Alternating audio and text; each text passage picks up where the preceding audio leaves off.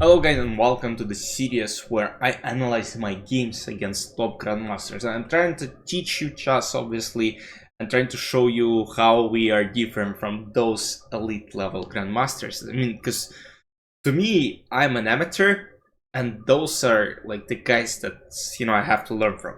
So, and I played against none other than Vidit, and that's the guy who played in the candidates, who's been in the elite chess for a while, has won Olympiad with Team India recently, and he's just a great chess player. Over 2700, I mean, just elite, elite chess.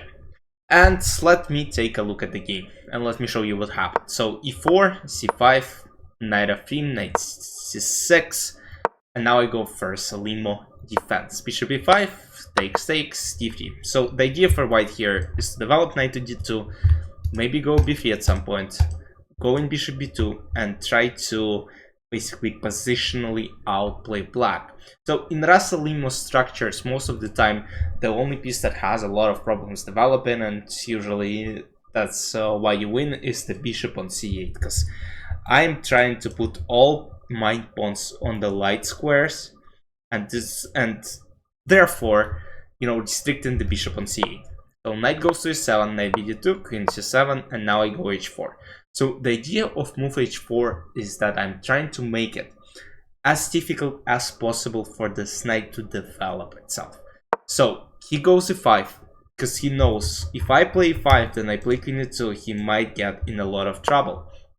And I play h5, I'm like, I gotta stop this knight from getting to g6 square. He goes h6, and now I go knight h4.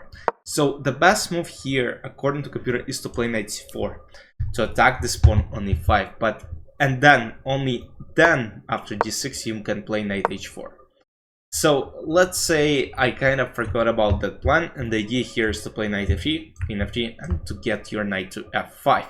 And which will be kind of annoying for black because they cannot really go g6 due to pawn being on h5. So it is a good plan to remember. So d5 was played instead. I go castle, and after bishop e6 I go queen e2, knight g8, and here I was supposed to play f4, immediately putting pressure in the middle of the board. And after e takes f4, I can play apparently that's kind of insane. I can play knight g6.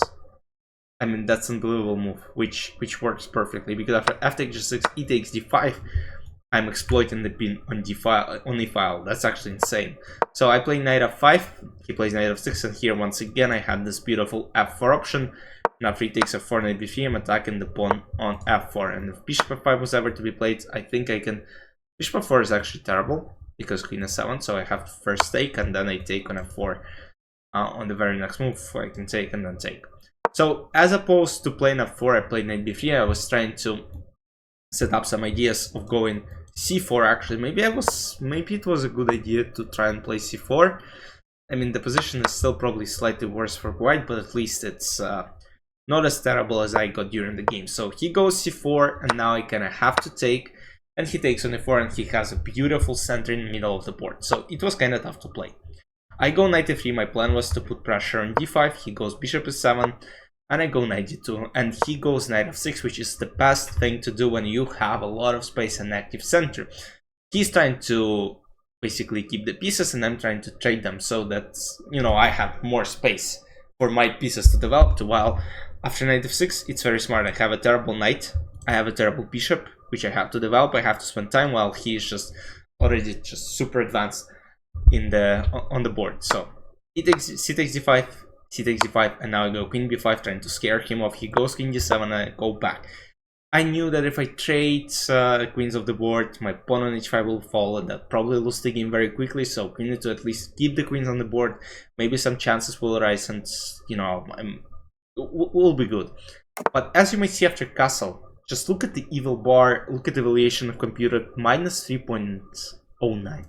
So the position is equal in terms of material, but sometimes it's not the most important thing, because here, look at the center. That's why, you're being taught you gotta be active in the center, and I wasn't. And that was a huge mistake. So I go knight f3, I attack the pawn on e5, he goes bishop d6, and I go rook d1, putting some pressure on this e5 and d5 pawn. My plan was maybe to play c4, because then d4, I mean, it's tough maybe to play c3 to avoid d4, but c3 doesn't really help. I mean, this is just, I mean, the pieces are terrible. You know, the more I watch this game, the more I'm like, man, I'm playing a terrible chess game. So I go c3, he goes king b7, I go knight h2. My idea is again to trade some pieces of the board. He goes rook d8, I go knight g4, knight e4, and now f3. Of course, I'm completely cooked. I mean, I'm not hiding it, I'm dead lost. Knight g3, queen f2, and the plan is now to at some point play bishop c5. So queen h4, knight f4 takes, and he has 2 bishops versus 2 stupid knights, and of course he'll be able to convert it. He's a top gem. Queen e7, rook e7, and I go knight f2. I mean, I had to come up with something, so king f1, rook goes back, c takes d4, king goes to g1, rook d4, knight g4, trying to take, rook d7, rook d4, now takes, and knight d4, f5. And with this little time on the clock, I didn't really have any chances. I go knight c3, I'm trying to stop this pawn from being promoted, f4, b3. Now rook goes to e1, I'm trying to potentially hold on to that pawn. A little knight e4, king g7, knight c5. I mean, I created one single thread. I attack the bishop, and the bishop, let's say, the only square, the only round square, it's either c8 or bishop b5, but of course bishop b5, there's knight e6, and I win the game. So he played bishop c8, obviously, to protect from e6 fork, and after rook c1, I didn't really have any chances. Rook e1, h5, he continues his pushes, and I simply admitted my loss. As far as accuracy goes, 85.0 for white pieces, and as you might see, I was worse from move number 12. And that was kind of bad. I mean, with white pieces, you gotta at least keep the advantage for first 20-25 moves.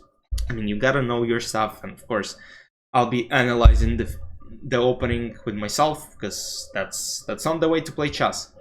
And from then on, I didn't really have chances. He played a great, absolutely great game, 90.5.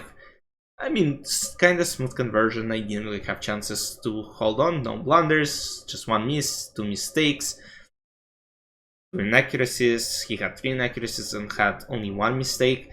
So yes, you see it kind of, sometimes you kind of see the small differences, but at the same time you kind of see that the gap between us was just enormous. It was enormously huge. The performance, I mean, I'm glad chess.com thinks I played like 2850, even though this game deserves probably 2000 and max, and yes, 350 for him is kind of fair result. So yeah, that's it for today's video. Hope you enjoyed. Let me know any questions you might have. Make sure to like and subscribe to the channel, and I'll see you in the future videos. Bye bye.